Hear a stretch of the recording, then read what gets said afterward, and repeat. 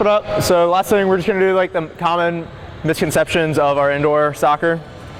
So for goalies, what can they and can they not do whenever they are making a play on the ball? Does anybody know?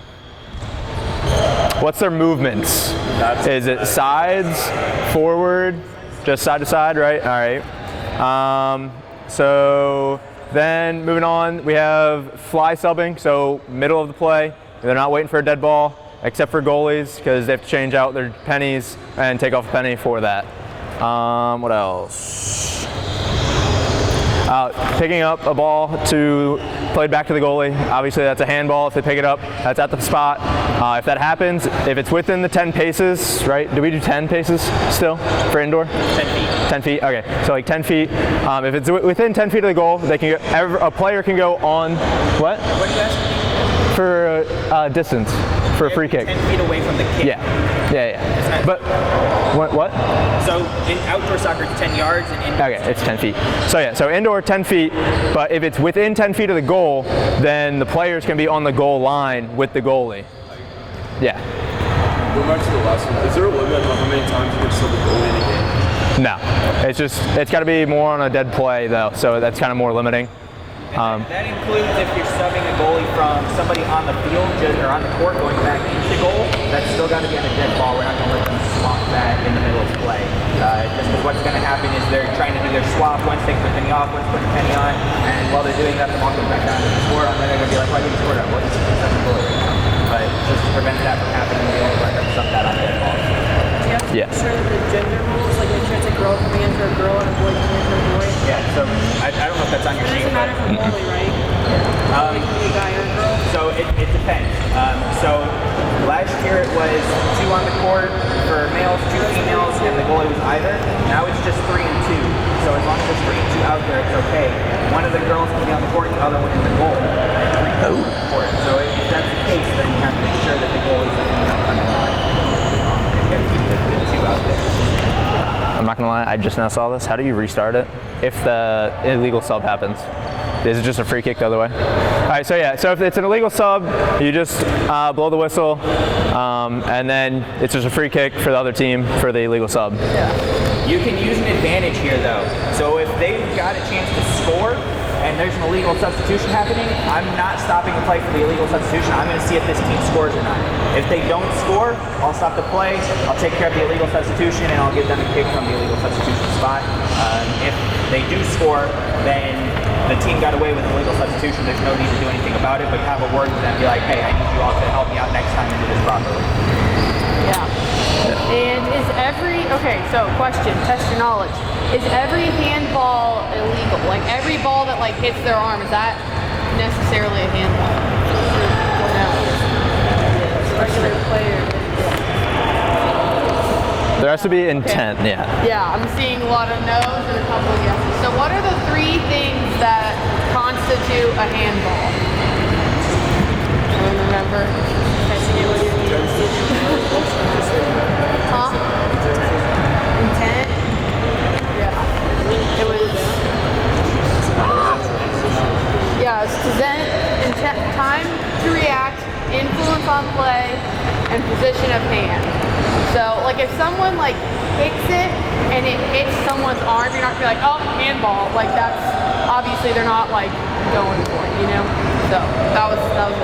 So intent's a big part of it. If somebody sticks their arm up and they're clearly trying to block the ball, then that's a big part of it. This is a handball, and it's anywhere from the shoulder down to the fingertips. All right.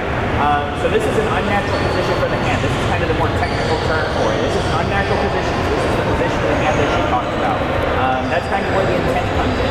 But the other part that you're looking for is the time they have to react to it. So if it's a distance from me to Graham and the ball comes off his foot really fast, my hands right to my side in a natural position and it just bounces off my hand, you don't necessarily have a handball right away. Then you have to look at the influence it has on the play. Do I gain an advantage of that ball hitting off my hand, or does his team still have an opportunity to play that fairly? If they still have an opportunity to play it fairly, then we don't have to stop that play. But if the ball knocks down right into my feet or into a path where I gain an advantage from it, then we stop it.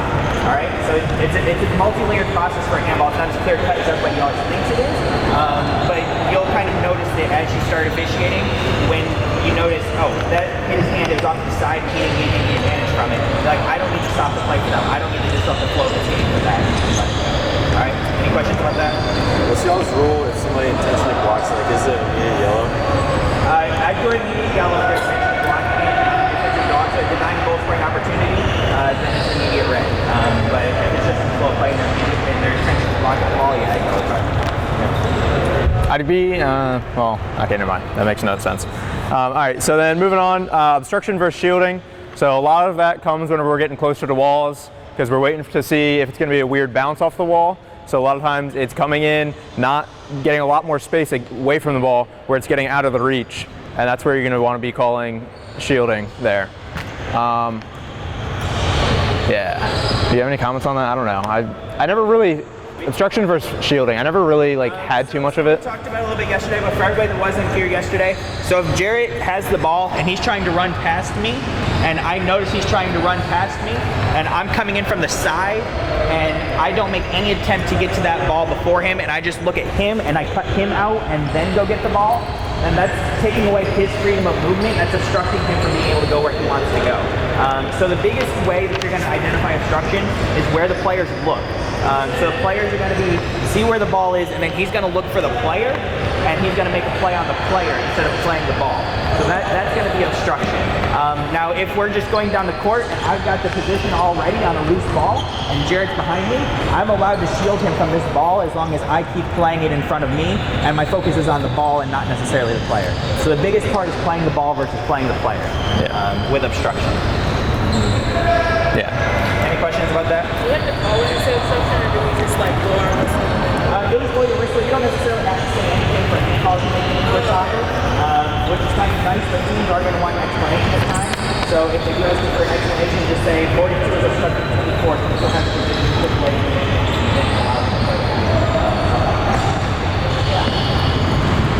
Shielding is when you're Yeah, shielding is much more actively playing the ball. There will be a lot more movement of their feet and positioning of their body to keep the player behind them or off to the side, where they're not actively trying to find the player and just box them out. They're actually trying to keep the ball in front of them. And then the last thing that I'm going to personally say is hands. Everybody uses their hands on the walls. It's inevitable. You just want to catch your balance. So a lot of times what I did, I would just say, no hands, watch the hands on the wall. So just be verbal with the players, because if they don't know your expectation, then you can't really make a call on them, because otherwise it's going to infuriate them. So yeah. So I'll get you in just a second. So the one thing with the walls on the hands, it's natural. If you're getting pushed towards the wall or whatever, you're putting your hands up to stop it. That's okay. I don't want you just falling face first into the wall and opening your head up on the wall. I'm okay with them catching themselves on the wall. If they have to repeatedly catch themselves on the wall, that means they're getting pushed from behind. So you've already got a foul call. They shouldn't ever be in a position where they feel like they have to do this. Where we have an issue with them putting hands on the wall is when they're not being pushed, but they're leveraging it to keep the player far enough away to where they can't get to the ball. And then we're getting a situation where they're freezing the ball against the wall, even if they don't have their foot against it. If that makes sense. All right. So if it's a defensive thing, then hands on the wall is okay. But if you're using it to get an advantage against the other team, then that's when you're going to issue with their hands on the wall. So it's kind of a judgment thing to do. All right. All right, yeah, that's everything on the sheet. So. Yeah. Anyone have any questions about this section we just talked about, or any of the other things too? Yes. What's y'all's rule with the goal line? Like a lot of times, if you're playing back there, the ball hit the top and bounce down and hit like the goal line's very wide, right? So same as outdoor soccer, the ball has to go all the way in to be a goal. So it doesn't necessarily have to hit the mat, but it does need to get in. It's going to be a judgment call for you as a referee, though, because you can't get perfectly horizontal with that goal line to tell if it's all the way in. So if it looks like it's gone in, then just call it in. If it looks like it hasn't, then take it away. Yeah. That was a good question. Yes. Overall, we don't really say much when we blow our whistle, and then do we start basically where the ball was dead at? Is that it? Okay. Yeah. So similar in a lot of other sports, you will see where there was a foul or whatever caused the ball to go dead. Point to that spot, and if you need to, kind of like Ryan was saying earlier, kind of stand in that spot and hold up, wait for everyone to get situated, then kind of step back, let them play from there. So yeah.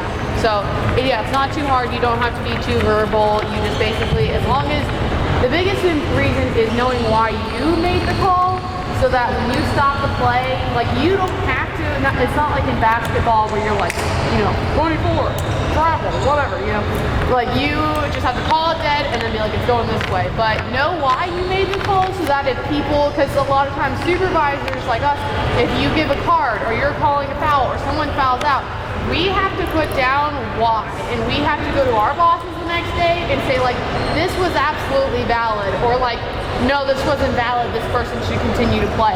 So it's good to know why you make a call and be able to tell your supervisor as well as tell the team, because a lot of times the team is going to want an explanation. So that's the biggest thing. So you don't have to report it, but know why you made it. Any other questions? Yes. Alright, so like goalies can't use their heads outside the box, obviously. But for like other leagues, goalies could like keep their feet in the box, but then grab the ball if it's outside the box. Is that the same for here, or does the ball have to be inside the box? The ball has to be inside the box. Yeah. You can't reach out and pull it in. Okay. The ball has to come inside. Y'all don't have any rules about like the goalie going past half or anything? Like if he's using his feet. If he's using his feet, he's another player. He can go wherever he wants. Yeah. Throwing the ball out though, it has to touch the ground or the wall or a player before going to half. Yeah. That's another thing. A lot of them, I saw this a lot when I was reffing personally, was a lot of them will just take it and like chuck it down the court and see if they can like score. Yeah, blow that dead. It's gotta bounce before the half line before it can keep going, or else that's illegal. But they're gonna try and do it. So make sure you're vigilant about that. And just explain that to them. A lot of them are like, well, I do that in my other soccer leagues. And you're like, okay, well, not here. So yeah, that's a good question. Yeah. Will that dead when you started from, like when they started the play over, or would you like, or it just depends, like if That's a good question. Yeah. No. So like if it goes past half without somebody touching it or the wall or whatever, it comes back at half where it crossed pretty much, or towards the sides. Yeah, the violation occurs right here. This line goes all the way up to the ceiling. So this is where the violation occurs. So this is where we're going to put a free kick. It's right here. Good question. Anything else? The keeper can place it down and kick it past half court, though, right? Yep, that's fine. Yep.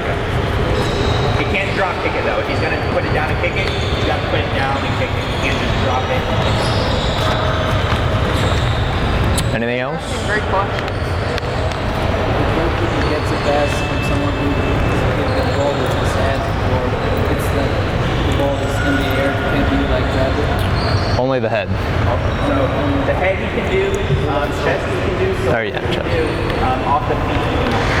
What if it's in the air? No. If it's a potential pass to the feet, then he cannot play that position. Now, if it's in the foot, so my team's going that way, I got to pick the ball, I whip off my foot, and it rolls back to the goalie. That's not intentional. The goalie can pick that up. Okay? So if you call pass back, it's fouls there then? Indirect where he touches it with his hands. Yep.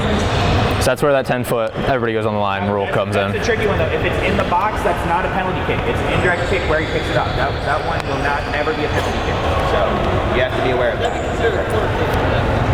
No, it'd be an indirect kick from inside the box. So what he talked about earlier, if you have a kick within 10 feet of the goal, then the defenders can line up on the goal line. So it's the only time the defenders can be within that 10 feet on a defending kick.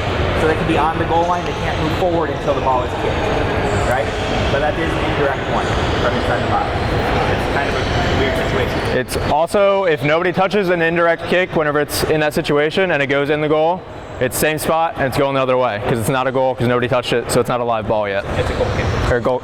Oh wait, it is? Okay, never mind, it's goal kick. Yeah. But yeah. Do you have a question? Yeah, is the handball, it's on the box, it's straight PK, or is it? So a handball on anybody other than the goalie is a straight PK. It's a direct kick inside the box. But if it happens where the ball is played back to the goalie and they pick it up, it's indirect. That's Any other questions? You guys are asking awesome questions.